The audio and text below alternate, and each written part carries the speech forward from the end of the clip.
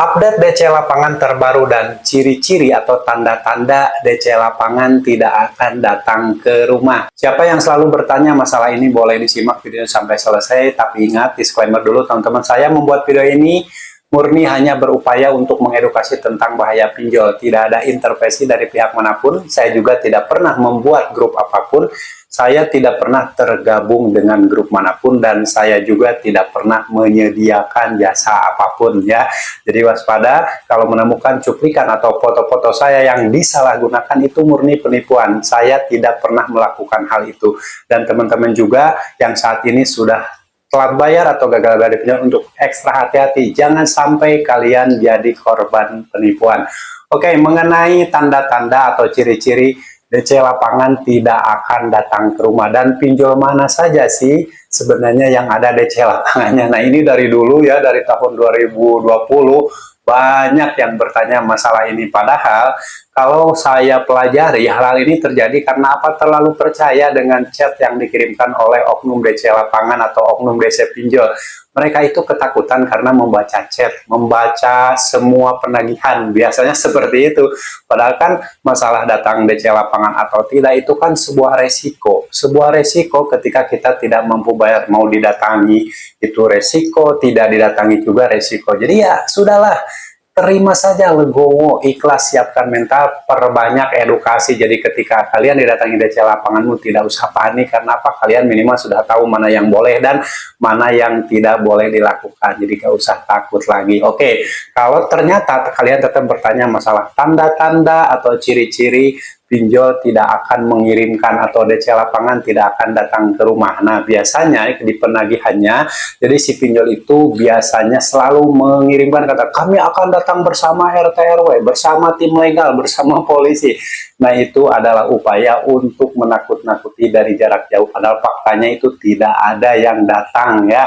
Biasanya lalu selalu mengaku bahwa kami sudah ada di lokasi dekat rumah Anda misalkan. Kami sudah ada di lokasi di sekitar rumah Anda dan sedang berada di depan minimarket sambil mengirimkan foto, misalnya foto sedang berada di depan minimarket gitu kan.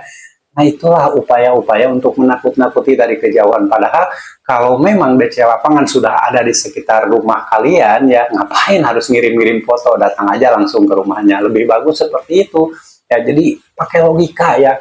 Jangan terlalu percaya postingan, jangan terlalu percaya kata-kata atau kalimat-kalimat template yang biasanya selalu dikirimkan oleh oknum-oknum penagih dari pinjol. Oke, salah satu contohnya nih, kata-kata yang sering dikirimkan seolah-olah itu benar adanya. Nah, ini dari tim lapangan, dikirimkan pada jam 16.12. Urusan hutang kau belum selesai juga, bajingan, katanya. Jangan harap kau keluar rumah dengan tenang, anjing.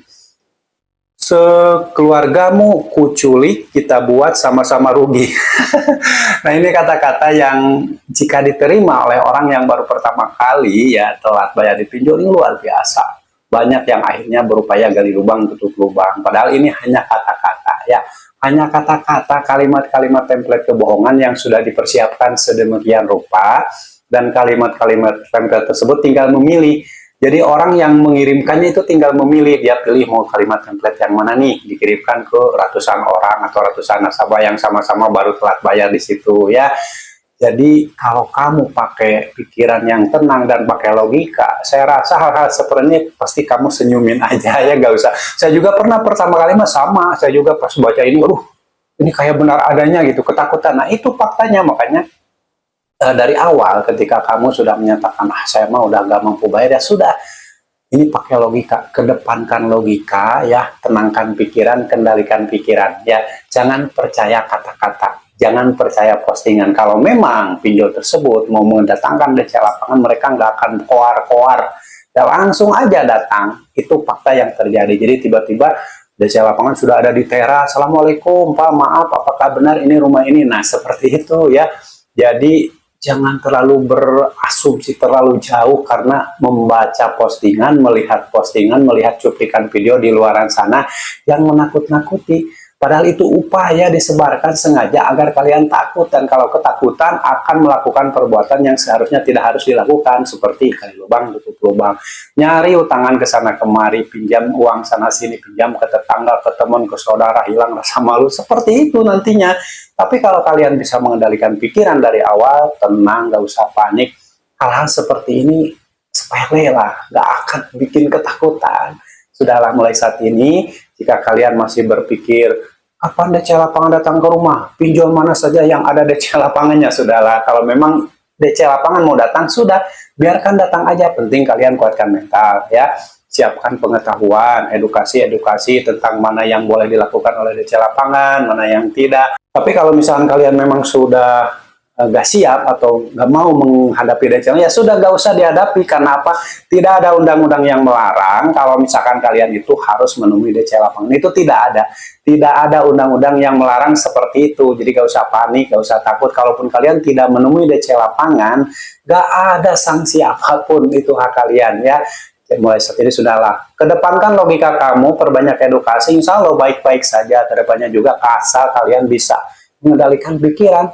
Coba kalau saat ini kalian masih melihat postingan atau melihat kata-kata, melihat kalimat-kalimat template yang selalu dikirimkan atau mungkin di luar sana bertebaran dimanapun, di platform manapun, lalu kalian mempercayainya, nah ini bahaya, ya. Psikologis kalian akan terganggu, pikiran akan terganggu, dan akhirnya memikirkan sesuatu yang belum tentu terjadi, padahal itu faktanya memang kebohongan, tidak terjadi, ya. Kalau dia atau oknum DC lapangan datang, dia akan datang langsung, tanpa basa-basi, tanpa bilang dulu, tanpa ngomong-ngomong apa dulu. Yang penting kalian tanyakan dulu legalitasnya, KTP-nya, ID card-nya, surat tugas penagih, sertifikat penagihan, itu harus ditanyakan.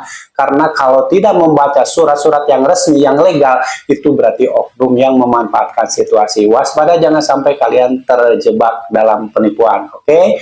Cukup sudah, dan mungkin cukup jelas. Kalau misalkan ada yang kurang jelas, boleh ditanyakan di kolom komentar, dan nanti kita bahas di besok-besok atau di video berikutnya. Terima kasih yang sudah menyimak, dan ingat, harus tetap tenang, gak usah panik. Kedepankan logika, kendalikan pikiran, jangan mudah percaya dengan postingan apapun di luar sana yang sifatnya menakut-nakuti. Yang penting kalian harus tetap semangat. Wassalamualaikum warahmatullahi wabarakatuh.